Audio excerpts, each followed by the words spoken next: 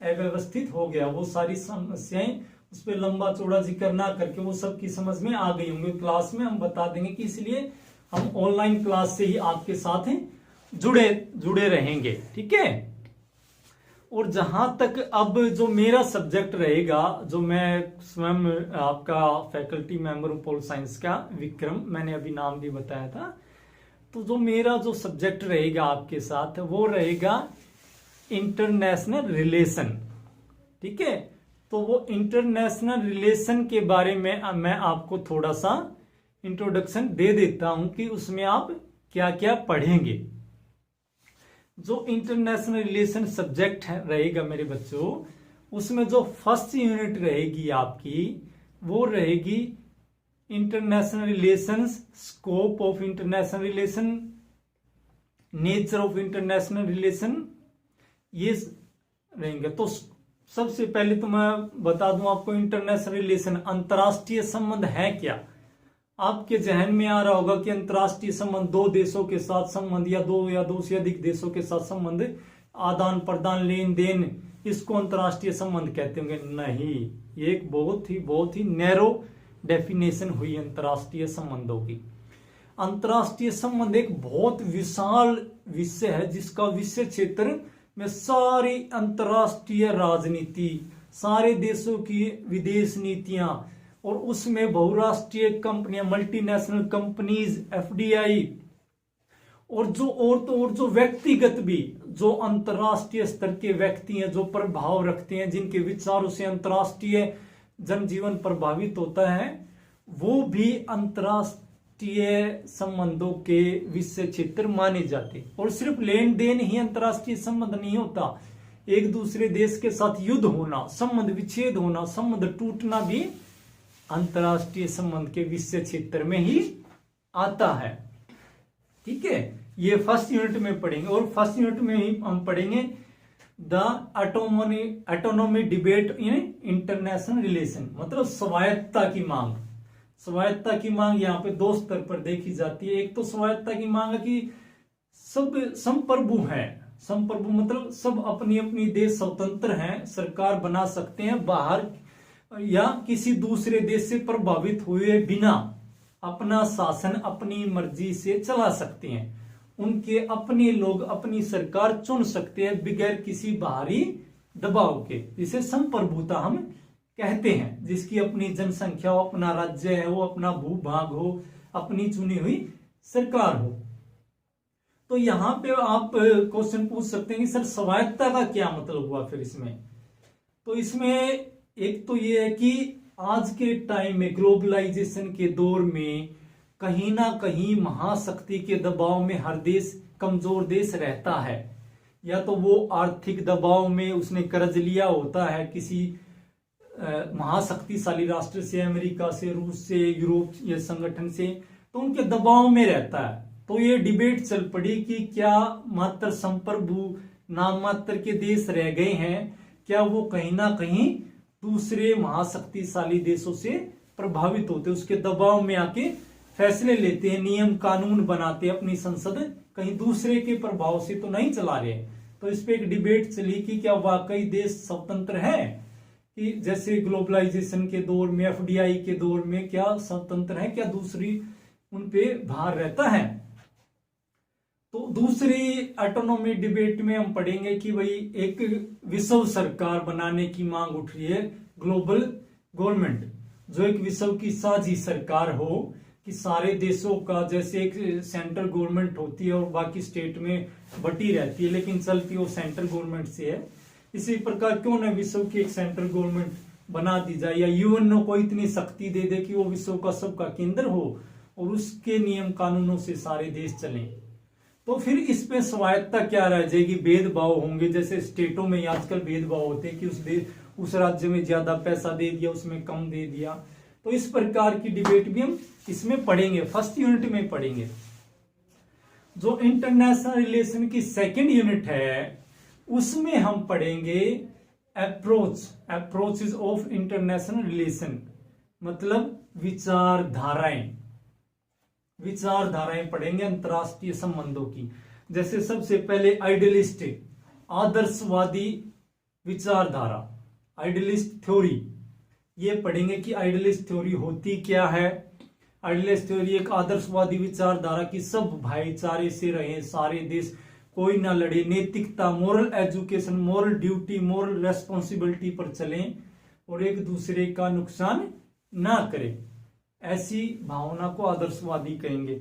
और फिर realist theory जो मॉर्गनथाउ ने लिखी है, वो भी मैं क्लास में बताऊंगा कि सब देश शक्ति प्राप्त करना चाहते हैं, उनका उद्देश्य एकमात्र उद्देश्य, उनका अंतिम, पहला और अंतिम उद्देश्य हमेशा और हमेशा अपने आप को मजबूत बनाना होता है और दूसरे देश को कमजोर बनाना होता है। ये रियलिस्ट थ्योरी है जो मॉर्गनथाउ ने लिखी है। फिर सिस्टम थ्योरी है, सिस्टम व्यवस्थावादी सिद्धांत जो डेविड ईस्टन ने लिखा कि सब एक व्यवस्था से चलते हैं, एक अंतरराष्ट्रीय वातावरण होता है जो सबको ना चाहते हुए भी प्रभावित उससे होना पड़ता है, जैसे ग्लोबलाइजेशन है या ग्लोबल वार्मिंग है या कोविड-19 जैसी अंतरराष्ट्रीय समस्या है। एक वातावरण है, एक सिस्टम बनता चला जाता जो सबको प्रभावित करता है, चाहे वो कैसे भी बचने की कोशिश क्यों ना करे। अंतरराष्ट्रीय वातावरण सब प्रभावित होते हैं, चाहे वो कितना भी बड़ा स्वतंत्र देश अपने आप को क्यों ना मानता हो। फिर Marxism approach, Marxism Karl Marx ने जो लिखा था उसी पर आधारित है मार्क्सिज्म अप्रोच। इसमें ये बताया गया है कि कुछ पूंजीपति राष्ट्र शोषण करते हैं गरीब राष्ट्रों का, जिस प्रकार अमीर लोग गरीब लोगों का शोषण करते, जैसे कार्ल मार्क्स ने बताया था कि दो वर्ग होते हैं, एक होता है कि अमीर वर्ग जो पूंजीपति वर्ग है, ठीक है, और दूसरा होता है सर्वहारा वर्ग जो मजदूर वर्ग होता है। इन दोनों का झगड़ा रहता है और वो हमेशा उस सर्वहारा वर्ग मजदूर वर्ग को दबा कर रखता है, उसका शोषण करता है। ऐसे अंतरराष्ट्रीय वातावरण में भी कुछ अमीर राष्ट्र जैसे अमेरिका दादागिरी दिखाता, आपने 12th में पढ़ा होगा, द हेगमनी ऑफ अमेरिका, अमेरिका का वर्चस्व एक चैप्टर होगा 12th में, जिसके पास पॉलिटिकल साइंस होगी उसने पढ़ा होगा। विश्व राजनीति वाली बुक में, दो बुक है ना, एक तो भारतीय राजनीति, एक विश्व राजनीति वाली बुक है, उसमें जो चौथा चैप्टर है उसमें है अमेरिकी वर्चस्व। तो अमेरिकी वर्चस्व क्या, जो गरीब देशों को दबा कर रखता है, उनका शोषण करता है, उन पे आर्थिक सहायता करके उनके आंतरिक मामलों में हस्तक्षेप करता है। तो ये हम सेकंड यूनिट में पढ़ेंगे। और जो थर्ड यूनिट में पढ़ेंगे हम नेशनल पावर पढ़ेंगे, राष्ट्रीय शक्ति, राष्ट्र शक्ति कैसे बनती है, राष्ट्र शक्ति के नीति निर्धारक तत्व क्या होते हैं, जैसे खनिज पदार्थ, आर्थिक संपदा है, सैनिक शक्तियां हैं, आर्थिक शक्ति है, जनसंख्या है, इस प्रकार की जो है वो व्यवस्था, उससे राष्ट्रीय शक्ति बढ़ती है, जिनको हम नीति निर्देशक सिद्धांत कहते हैं राष्ट्र शक्ति के। तो उसमें लिमिटेशन ऑफ नेशनल पावर होती है कि कैसे राष्ट्रीय शक्ति को रोका जा सकता है या पतन के कारण क्या हो सकते हैं राष्ट्र, किसी भी राष्ट्र की शक्ति के। फिर इसमें हम पढ़ेंगे इंटरनेशनल लॉ, अंतरराष्ट्रीय कानून क्या होता है, सीमा विवादों पर झगड़ा हो जाए तो कहां जाना है, जिस देश, ये खुला समुद्र है, किसी देश का जो समुद्र से देश लगता तो उसका कितना एरिया समुद्र में भी होता है, और जो खुले समुद्र में कैसे आवागमन होता, कोई रोक के कोई हाईजैक कर ले समुद्री जहाजों को, उसको कहां छुड़वाया जाए, कहां केस किया जाए, एरोप्लेन कोई गुजरने ना दे अपने देश के ऊपर से, तो उस कितने वायुमंडल एक देश का होता है कि वहां से वो आवागमन रोक सकता है, या युद्ध, अंतरराष्ट्रीय युद्ध में क्या नियम बनाए गए हैं, और जो है कि जो युद्ध में जो कैदी बंदी बना लिए जाते हैं एक देश के द्वारा, फौजी सैनिक बंदी बना लिए जाते हैं, उनके रख रखाव का, उनको छोड़ने का, उनको रिहा करने का प्रावधान क्या है, ये सब अंतरराष्ट्रीय कानून में, इंटरनेशनल लॉ में हम इस यूनिट में, थर्ड यूनिट में पढ़ेंगे।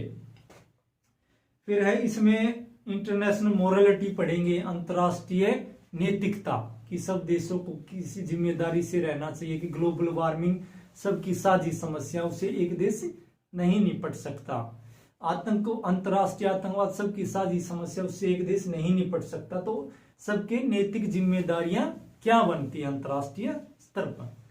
और फिर हम पढ़ेंगे वर्ल्ड पब्लिक ओपिनियन, विश्व जनमत, कि विश्व जनमत कैसे किसी भी अंतर्राष्ट्रीय राजनीति को प्रभावित कर सकने की हिम्मत रखता है।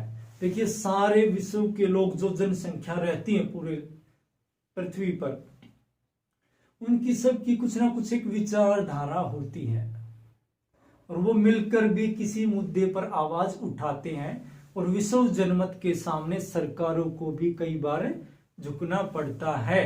जैसे अमेरिका के लोगों ने कहा कि इराक पर अमेरिका ने आक्रमण नहीं करना चाहिए था 2003 में, या वियतनाम पर आक्रमण करके अमेरिका ने बहुत बड़ी गलती की, तो उनकी सरकारों को भी पीछे हटना पड़ जाता है कई बार विश्व जनमत की आवाज इतनी बुलंद हो जाती है। तो जैसे मानवतावादी मुद्दे, उस पर विश्व के लोग खुलकर बोलते हैं, वो अपने देश की भी परवाह नहीं करते, तो एक दबाव बनता चला जाता है विश्व सरकारों पर, जिसकी कई बार विश्व जनमत की सुनवाई भी होती है और वो एक बहुत बड़ा बदलाव देखने को भी मिलता है।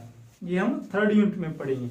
और इंटरनेशनल रिलेशन वाले सब्जेक्ट की जो फोर्थ यूनिट में हम उसमें पढ़ेंगे द बैलेंस ऑफ पावर, शक्ति संतुलन। जब कोई एक देश अधिक शक्तिशाली हो जाए और दूसरों पर दबाव बनाना शुरू कर दे, तो छोटे छोटे कई सारे देश मिलकर एक समूह बना लेते हैं, सैनिक संगठन बना लेते हैं, जो एक देश जो हैवी हो गया था और ये कमजोर हो गए थे, एक बैलेंस लाने के लिए, ताकि उसको अंतर्राष्ट्रीय वातावरण में ये दिखाया जा सके कि ये देश भी शक्तिशाली है इसकी तुलना में। और एक कलेक्टिव और सिक्योरिटी पढ़ेंगे कि सारे देश इकट्ठे होके एक सब के लिए और सब एक के लिए, जैसे नेटो आपने 12th में पढ़ा होगा, नेटो एक कलेक्टिव सिक्योरिटी का सबसे बड़ा एग्जाम्पल है। नेटो अमेरिका ने जो संगठन बनाया था, नॉर्थ अटलांटिक ट्रीटी ऑर्गेनाइजेशन, जो 4 अप्रैल 1949 को अमेरिका ने संगठित किया था, जिसमें नॉर्थ ईस्ट के जो पूर्वी पश्चिमी यूरोप के जो देश हैं सारे, वो अमेरिकी संगठन में शामिल हो गए थे। तो ये अपना इंटरनेशनल पॉलिटिक्स में, इंटरनेशनल रिलेशन में ये सब्जेक्ट रहेगा, जिसका मैंने आपको छोटा सा परिचय दिया है। और सब हम मिलके क्लास में सोमवार को, मंडे को मिलते हैं और विस्तार पूर्वक सिलेबस में क्या क्या है, कौन से राइटर की बुक पढ़नी अच्छी रहेगी, आप रजिस्टर और एक कॉपी और एक पेन नोटबुक लेके साथ आना।